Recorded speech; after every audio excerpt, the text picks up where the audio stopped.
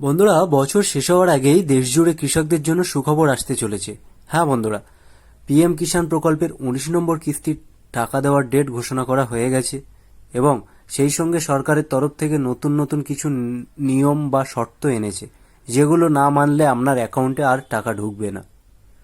যারা জানেন না পিএম কিষাণ কি, তাদের অবগতির জন্য জানিয়ে দিই, এটা একটি কেন্দ্রীয় সরকারের প্রকল্প।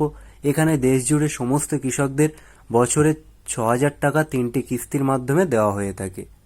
তো বন্ধুরা, আজকের এই ভিডিওতে আমরা আলোচনা করব যে পিএম কিষাণের ১৯ নম্বর কিস্তির টাকা কত তারিখে আমাদের অ্যাকাউন্টে ঢুকবে এবং কি কি নতুন নিয়ম এনেছে, যেগুলো না মানলে আমাদের অ্যাকাউন্টে টাকা ঢুকবে না। সেই সঙ্গে বলে রাখি, ভিডিওটি যদি ভালো লাগে অবশ্যই লাইক করে দেবেন, আর আপনি যদি এই চ্যানেলে নতুন হন চ্যানেলটি সাবস্ক্রাইব করে দেবেন। বন্ধুরা, পিএম কিষাণ যোজনার টাকা কত তারিখে আপনাদের অ্যাকাউন্টে ঢুকবে, অর্থাৎ ১৯ নম্বর কিস্তির টাকা কবে পাবেন এবং সরকারের তরফ থেকে নতুন কী নিয়ম চালু করেছে যেটা না মানলে আপনার টাকা আসবে না, সেটা আপনাদের সাথে শেয়ার করব। দেখুন বন্ধুরা, এখানে কি বলেছে, পিএম কিষাণ যোজনা এই দিনেই ঢুকবে পিএম কিষাণের ২,০০০ টাকা, এই কৃষকরা টাকা পাবেন না। তাহলে তারপর কি বলেছে, এখনও অনেক কৃষক আছেন যারা আর্থিকভাবে দুর্বল এবং তাদের ফসল ফলানোর জন্য আর্থিক সাহায্যের প্রয়োজন। এই ধরনের কৃষকদের সাহায্য করার জন্য ভারত সরকার প্রধানমন্ত্রী কিষাণ সম্মান নিধি যোজনা চালায়। এই স্কিমের অধীনে প্রতি ৪ মাসে ২,০০০ টাকা করে দেওয়া হয়। এখনও পর্যন্ত পিএম কিষাণের 18টি কিস্তির টাকা পেয়েছেন। এবার ১৯তম কিস্তির জন্য অধীর আগ্রহে অপেক্ষা করছেন। তাহলে বন্ধুরা, আমাদের গত অক্টোবর মাসে 18তম কিস্তির টাকা দেওয়া হয়েছে, এবার আমরা ১৯তম কিস্তির টাকার জন্য ওয়েট করছি। জানা যাচ্ছে পিএম কিষাণের ১৯তম কিস্তির টাকা ফেব্রুয়ারি মাসের ১৫ তারিখ আসতে চলেছে। যোগ্য কৃষকদের ব্যাংক অ্যাকাউন্টে সরাসরি এই টাকা চলে আসবে।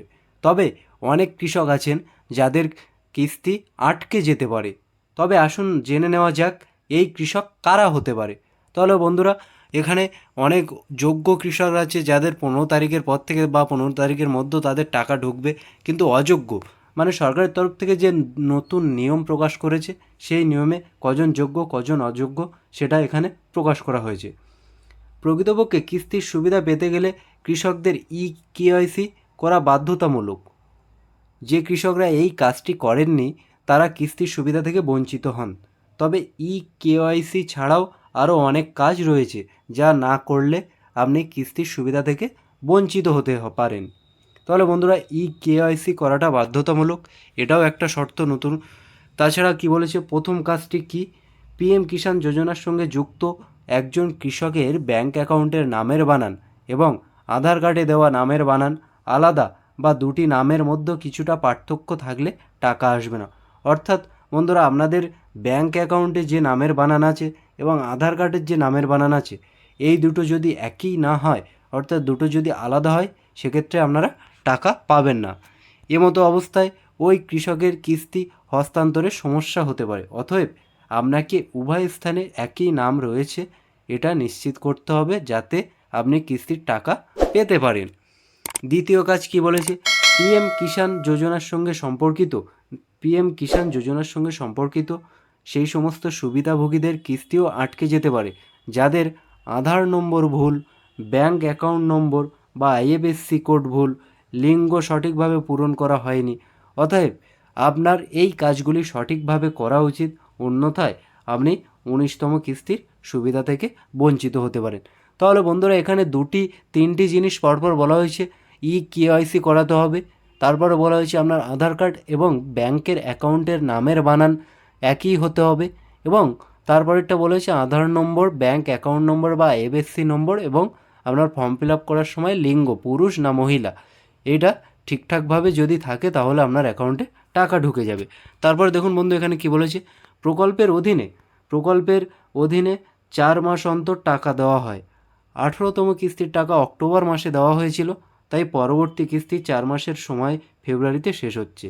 সেই সঙ্গে সরকারের পক্ষ থেকে জানানো হয়েছে যে 19তম কিস্তির টাকা 15ই ফেব্রুয়ারি থেকে ঢুকতে শুরু করবে।